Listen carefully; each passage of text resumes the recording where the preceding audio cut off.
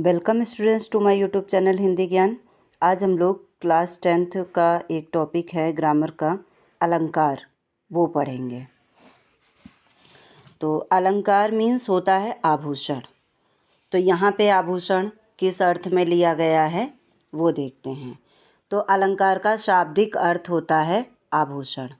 काव्य की शोभा बढ़ाने वाले शब्दों को अलंकार कहते हैं। यानी एक सामान्य भाषा में अगर परिभाषा हम कहें अलंकार की, तो ऐसे कह सकते हैं कि काव्य की शोभा बढ़ाने वाले शब्दों को अलंकार कहते हैं। जिस प्रकार से अलंकार किसी नारी के सौंदर्य में वृद्धि करते हैं, उसी प्रकार से अलंकार काव्य के सौंदर्य में वृद्धि करते हैं।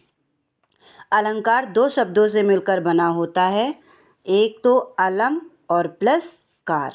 तो अलम का अर्थ होता है आभूषण और कार का होता है अर्थ धारण करने वाला, अर्थात आभूषण को धारण करने वाला यानी अलंकार हो गया। ठीक। अलंकार के भेद। व्याकरण शास्त्रियों ने उनके गुणों के आधार पर अलंकार के 3 भेद बताए हैं। वैसे जनरली हम लोग 2 ही भेद पढ़ते हैं, एक तो शब्द अलंकार और दूसरा अर्थालंकार। लेकिन जो व्याकरण शास्त्री हैं उन्होंने अलंकार के 3 भेद बताए हैं। पहला शब्दालंकार, यानी जहाँ पर वर्णों और शब्दों के माध्यम से चमत्कार उत्पन्न होता है, वहाँ पर शब्दालंकार होता है।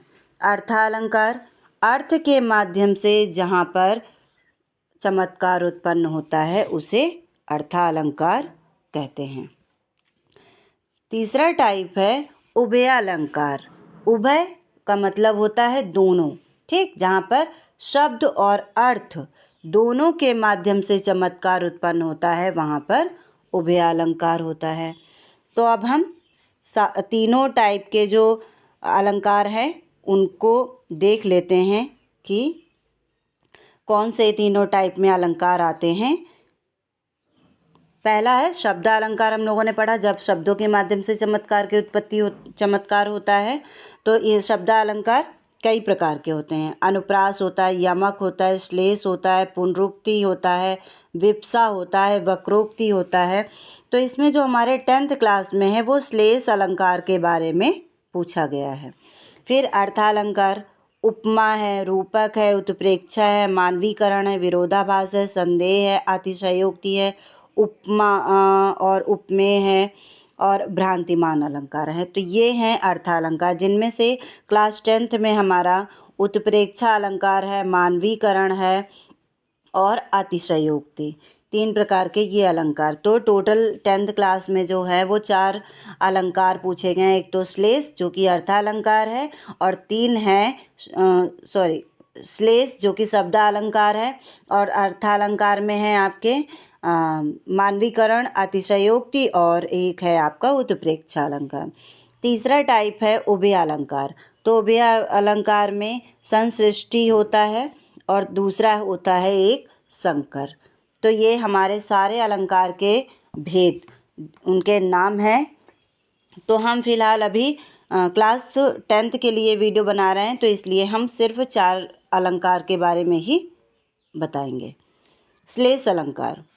श्लेष का अर्थ होता है कि एक ही शब्द के अनेक अर्थ हों। यानी श्लेष का अर्थ होता है चिपकना, यानी एक शब्द से कई अर्थ चिपके हुए जहाँ पर मिल जाए वहाँ पर श्लेष अलंकार होता है। जैसे सुबरन को खोजत फिरत कवि व्यभिचारी चोर। तो यहाँ पर सुबरन का जो अर्थ होता है वो 3 है, यानी एक सुबरन शब्द है जिसमें 3 अर्थ निकल रहे हैं। एक तो सुंदर वर्ण, दूसरा रंग रूप सुंदर रूप, और तीसरा सोना यहाँ पर गोल्ड वाला है। ठीक। और दूसरा एग्जाम्पल देख लेते हैं। मंगन को देख पट देत बार बार है। मंगन मांगने वाले को, भिखारी को। यहाँ पर पट के जो अर्थ हैं वो 2 बार आए हैं, 2 आए हैं। एक तो पट का अर्थ होता है दरवाज़ा और दूसरे पट का अर्थ होता है वस्त्र। ठीक है।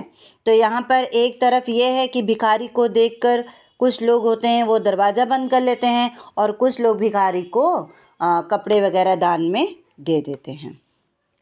नेक्स्ट है, तो ये था श्लेष अलंकार। अब हम पढ़ेंगे उत्प्रेक्षा अलंकार। उत्प्रेक्षा अलंकार क्या होता है?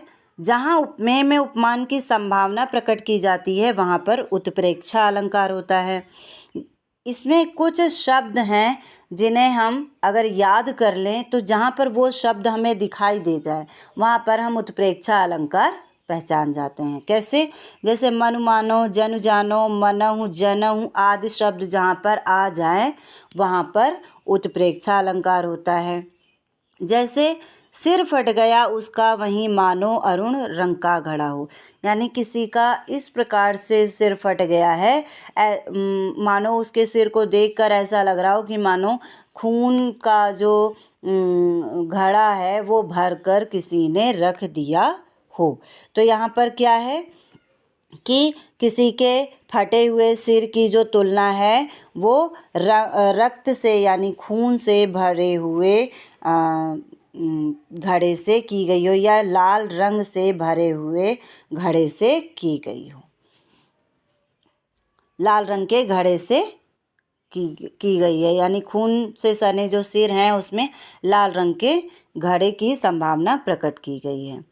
तो जैसे एक ये भी है, मनोविद तन अच्छ छवि स्वच्छ राखिबो काज। तो यहाँ पे मानव शब्द आया है इसलिए यहाँ पर उत्प्रेक्षा अलंकार है। तो ये था उत्प्रेक्षा अलंकार।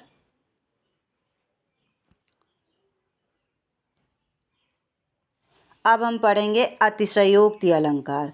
अतिशयोक्ति किसी भी बात को बढ़ा चढ़ा कर कहना अतिशयोक्ति अलंकार कहलाता है। जैसे बात बहुत छोटी होती है लेकिन जो दूसरा है वो उसमें मिर्च मसाला लगा के प्रकट करता है, तो ये अतिशयोक्ति अलंकार का उदाहरण है।